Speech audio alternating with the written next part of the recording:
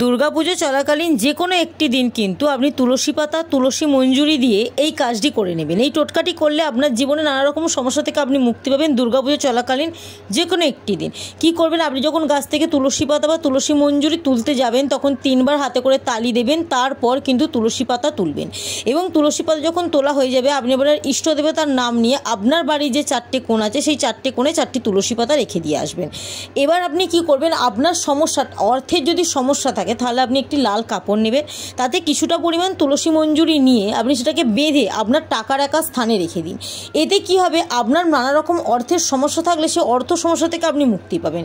এছাড়াও যদি কাজের জায়গার সমস্যা হয়, মানে আপনার কাজ আসছে বা কাজে বাধা আসছে, তাহলে কি করবেন, একটা পাত্র নেবেন, পাত্রের মধ্যে কিছুটা পরিমাণ গঙ্গা জল নিয়ে আপনি সেই গঙ্গা জলের মধ্যে কিছুটা পরিমাণ তুলসী মঞ্জুরি দিয়ে আপনি একদিন ঠাকুরের স্থানে রেখে দিন।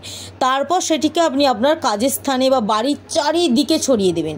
এটি করলে কি হয়, আপনার যে কোনো কাজে যদি বাধা আসে সেই কাজের বাধা কিন্তু কেটে গিয়ে আপনার কাজে সফলতা আসবে।